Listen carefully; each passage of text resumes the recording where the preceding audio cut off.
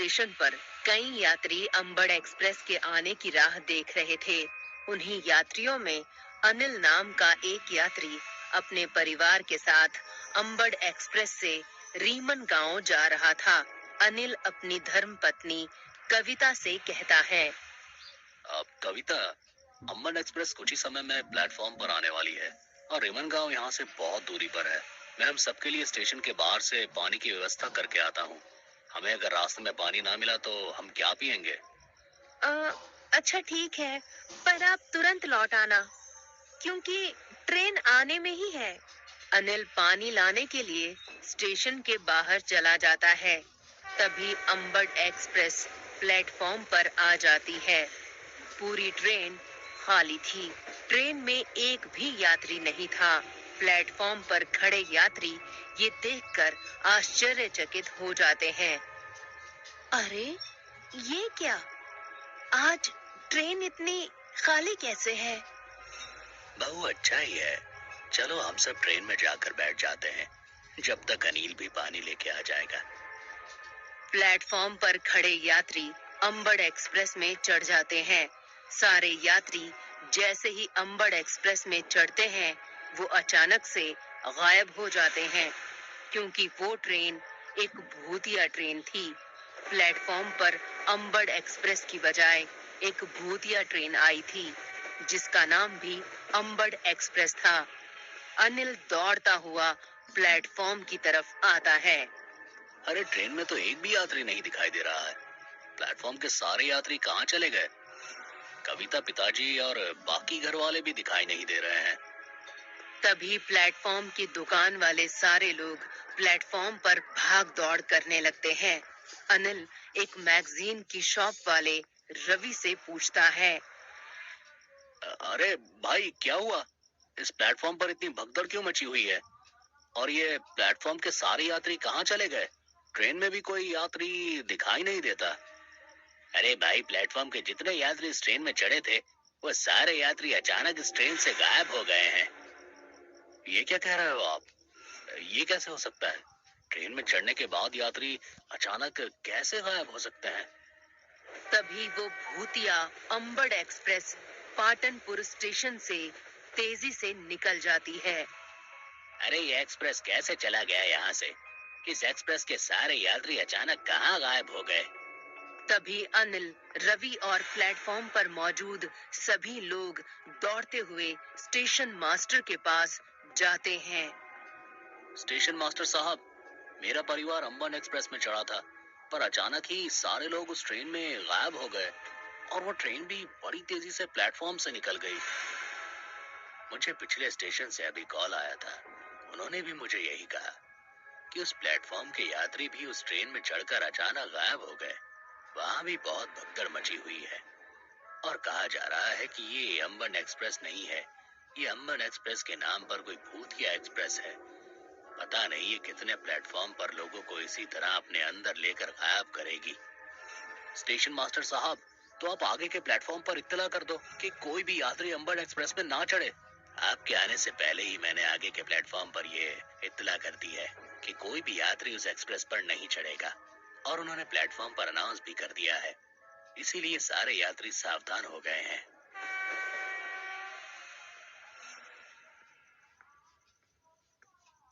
अनिल, अभी अभी इरतपुर स्टेशन से कॉल आया था कि वहीं भूतिया अंबन एक्सप्रेस प्लेटफॉर्म पर काफी समय से खड़ी हुई है और कोई भी यात्री उस ट्रेन में नहीं चढ़ रहा है। इसलिए वो ट्रेन वहां से आगे नहीं जा पा रही है। हमें तुरंत उस प्लेटफॉर्म पर जाना होगा। स्टेशन मास्टर साहब, वो ट्रेन भूतिया ट्रेन है। हमें सबसे पहले किसी बाबा को ये बात बतानी होगी और उन्हें वहां ले जाना होगा।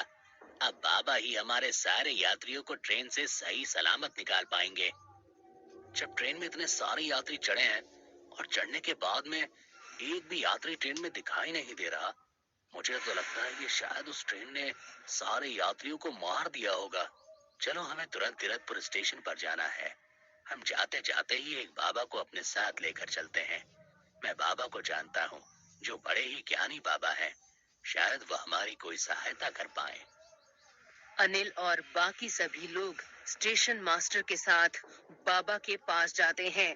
अनिल तांत्रिक बाबा को सारी बातें विस्तार से बताता है कि कैसे उस भूतिया ट्रेन ने कई सारे यात्रियों को अलग-अलग स्टेशन से निकल लिया। वो ट्रेन कोई मामूली ट्रेन नहीं है, बल्कि वो एक विशाल भूत है। और वो विशाल भूत ही ट्रेन बन चुका है, जो यात्रियों को खा रहा है, उन्हें निगल रहा है।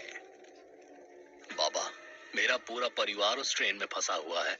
आप कैसे भी करके मेरे परिवार और बाकी यात्रियों को सही सलामत उस ट्रेन से बाहर निकाल दीजिए।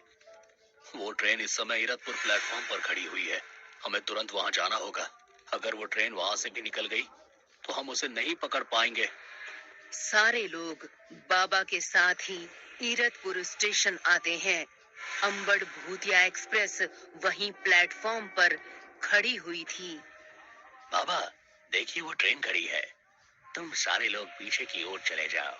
मैं इस ट्रेन के दरवाजे पर एक धागा बांधने जा रहा हूँ, जिसकी वजह से ये भूतिया ट्रेन अपने असली भूतिया रूप में आ जाएगी। और वो बहुत ही विशाल भूत है और बहुत ही खतरनाक है। इसीलिए तुम सभी को बहुत सावधान रहना होगा। ठीक है बाबा, हम सारे लोग पीछे की ओर चले जाते हैं। बाबा एक धागा लेते हैं और ट्रेन के दरवाजे पर बांधने जाते हैं। प्लेटफॉर्म पर बहुत सारे यात्री खड़े हुए थे, पर वो बेहद घबराए हुए थे।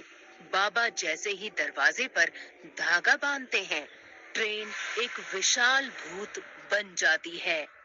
किसने किसने बांधा मेरे हाथ पर ये धागा? इस धागे से मुझे बहुत दर्द हो रहा है। ये धागा मैंने तुम्हारे हाथ में बांधा है।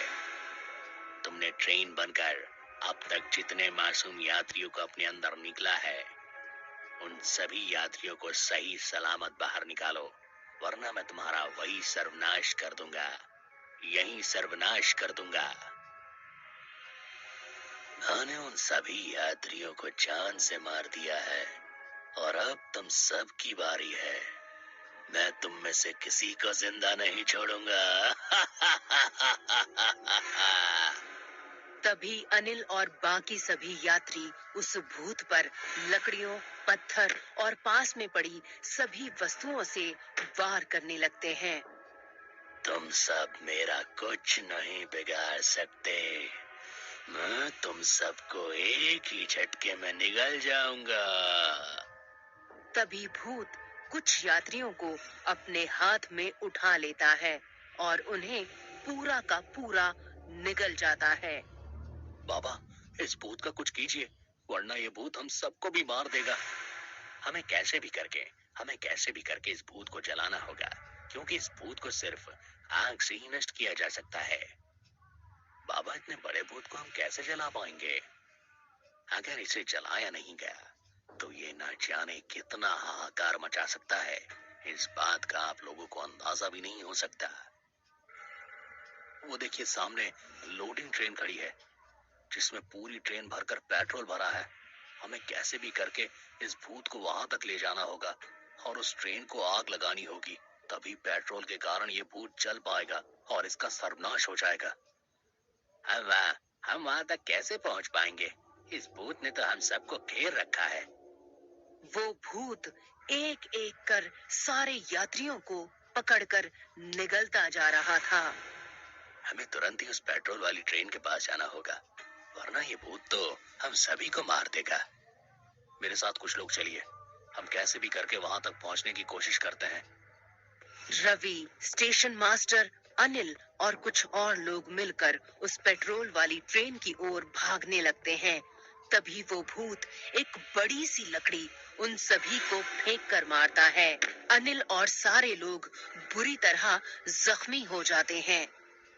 आह, आह, इस भूत ने तो हमें बहुत बुरी तरह से जख्मी कर दिया है।